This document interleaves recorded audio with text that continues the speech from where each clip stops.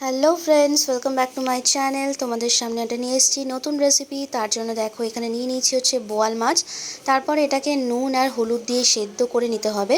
এই রেসিপিটা কিন্তু দারুণ হয়, স্ন্যাক্সের জন্য একদম পারফেক্ট রেসিপি। সো রেসিপিটা পুরোপুরি দেখে নাও। আমি এটাকে নুন আর হলুদ দিয়ে সেদ্ধ বসিয়ে দেবো। খুব একটা বেশি জল দেওয়ার প্রয়োজন নেই, মোটামুটি মাছগুলো যাতে সেদ্ধ হয় ঠিক সেরকম অনুযায়ী আন্দাজ মতো জল দিয়ে প্রথমে সেদ্ধ করে নিতে হবে। সেদ্ধ টেদ্ধ করা হয়ে যাওয়ার পর দেখো এখানে জলটা ফেলে দিয়েছি, এক্সেস যে জলটা ছিল। তারপর আমি যে কাজটা করব, কাঁটা বেছে নেব। তবে হ্যাঁ, এখানে কিন্তু আমরা বোয়াল মাছের শুধুমাত্র পেটিগুলো নিয়েছিলাম, আর তার জন্য কিন্তু কাঁটা বাছতে একটুখানি সুবিধাই হয়। আর কাঁটা বাছা তোমাদেরকে আর কি দেখাবো, তোমরা সবাই কম বেশি কাঁটা বাছতেই পারো। আর পেটিগুলো নিলে একটা সুবিধা হয় কি, বড় বড় কাঁটা থাকে, আর হচ্ছে একদম সলিড মাছটা পাওয়া যায়, আর একটু তেলের পরিমাণটা থাকে, যার জন্য মাছটা একটু টেস্টি হয়। মাছটা ছাড়াবার পরে তারপর আমরা এখানে রসুনগুলোকে চপ করে নেব। এখানে প্রায় 8-9 কোয়া রসুন আমি এখানে চপ করে নিয়েছি, একদম ফাইনলি চপ করে নিয়েছি। তারপরে আমি এখানে পেঁয়াজগুলোকে চপ করে নেব। আর হচ্ছে লঙ্কাটাকেও আমার আলাদা করে কেটে রাখা আছে। তারপর একটা সর্ষের তেল গরম করে, একটা কড়াইয়ের মধ্যে সর্ষের তেল গরম করে পেঁয়াজটা ফোড়ন দেব। তার মধ্যে দিয়ে দেবো হচ্ছে রসুন কুচি, যেটা আমি আগে থেকে চপ করে রেখেছিলাম, সেই রসুন কুচিটা দিয়ে দেবো। পেঁয়াজটা রসুনটা একটুখানি ভাজা হয়ে যাওয়ার পরে, মানে মোটামুটি একটুখানি নরম হয়ে যাওয়ার পরে তারপর এখানে দিয়ে দেবো হচ্ছে কাঁচা লঙ্কা। কাঁচা লঙ্কাটা যেটা আমি একদম ফাইনলি করে চপ করে রেখেছিলাম বা কেটে রেখেছিলাম, সেটাকে দিয়ে দেবো। লঙ্কার পরিমাণটা তোমরা তোমাদের পছন্দ মতো বা স্বাদ অনুযায়ী দিও। তারপর এখানে দিয়ে দেবো হচ্ছে 1 চামচ আদা বাটা। তারপর এখানে জিরে গুঁড়ো দেবো 1 চামচ, আর জিরে গুঁড়ো দিয়ে কিছুটা কষাবার পরে নুন দেব, পরিমাণ মতো নুন আর হলুদ দিয়ে ভালো করে আমাদেরকে মশলাটা কষাতে হবে। তারপর দিয়ে দেবো মাছ। আর এখানে মাছটা দেওয়ার পর আমরা এখানে ভালো করে মাছগুলোকে মশলার সাথে একেবারে কষিয়ে নিতে হবে। আর যেহেতু এটা বোয়াল মাছ, তো মাছটাকে কিন্তু ভালো করে কষাতে হবে, কারণ বোয়াল মাছের একটা আলাদা ফ্লেভার হয়, যেটা খুব রিচ ফ্লেভার থাকে। তো সেই কারণে কিন্তু আমরা এখানে মাছটাকে ভালো করে কষাবো। তারপর এখানে দেব পরিমাণ মতো গরম মশলা।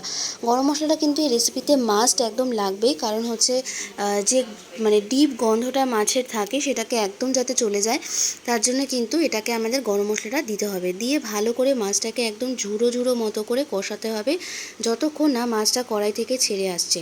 সো এখানে দেখতেই পাচ্ছ আমার এখানে কষানোটা হয়ে গেছে। তারপর একটা আলাদা বাটিতে আমি এটাকে সেপারেট করে রাখবো।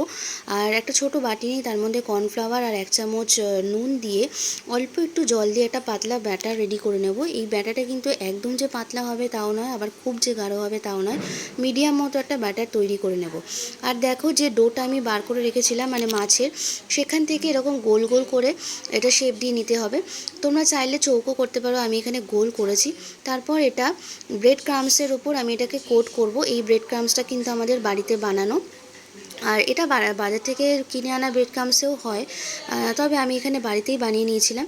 তবে এই যে কাটলেটগুলো তোমরা দেখতে পাচ্ছ, এটা কিন্তু আমরা 3খানা কোট করব। মানে একটা কোটে হবে না, এটাকে কোট করে করে দেখো আমি সাইডে রাখছি।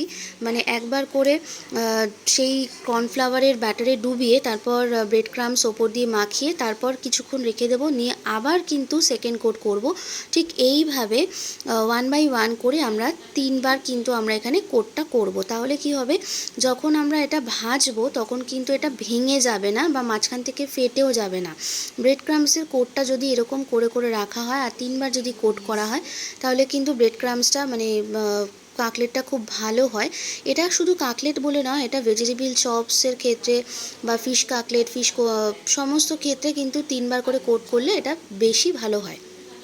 তারপর দেখো আমার এখানে করে করে আমি এখানে রাখছি প্রত্যেকটা জিনিস। আর এই যে দেখতে পাচ্ছ একটা বাটিতে আলাদা করে সেপারেট করে রেখেছি বক্সের মধ্যে, কারণ এইটাকে আমি সঙ্গে সঙ্গে করে ভাজবো না, এটাকে আমি কিছুক্ষণ ফ্রিজে রেখে দেবো, যাতে এটা বেশ কিছুক্ষণ ঠান্ডা হয়ে যায়।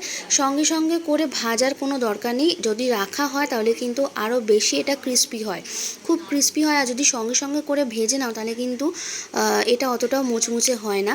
তো সেই জন্য আমি এখানে করে কিছুক্ষণ ফ্রিজে রেখে দেবো।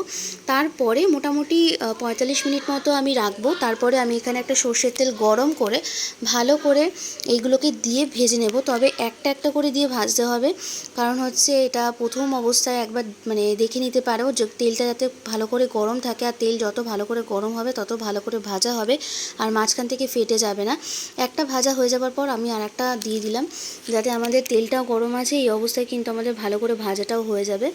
আর তবে গ্যাসের ফ্লেমটা কিন্তু একদম হাই ফ্লেমে রাখতে হবে, মিডিয়াম টু হাইতে রাখতে হবে, যাতে ভালো করে ভাজাটা হয়ে যায়।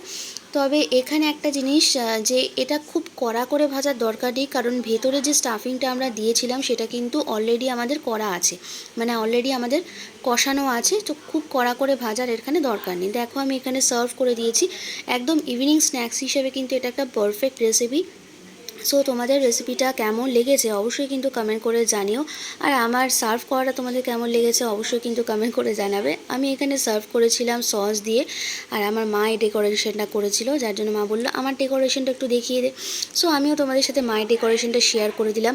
সো ভালো লাগলে একটা লাইক করে দিও, আর যদি চ্যানেলটা যদি সাবস্ক্রাইব করা না থাকে তাহলে কিন্তু অবশ্যই চ্যানেলটাকে সাবস্ক্রাইব করে রেখো, আর অবশ্যই চ্যানেলের সাথে থেকো, আর ভিডিওগুলোকে লাইক করো, প্রচুর প্রচুর শেয়ার করো, আর কমেন্ট করে জানিও। সো বন্ধুরা, তোমাদের সাথে দেখা হবে আবার পরবর্তী ভিডিওতে। ততক্ষণের জন্য তোমরা সবাই খুব ভালো থেকো, সুস্থ থেকো, সাবধানে থাকো, আর অবশ্যই কিন্তু আমার চ্যানেলের সাথে থেকো, আমার চ্যানেলের ভিডিওগুলোকে দেখতে থাকো। সো গাইস, এখানেই শেষ করছি, দেখা হচ্ছে তোমার সাথে খুব তাড়াতাড়ি, টাটা।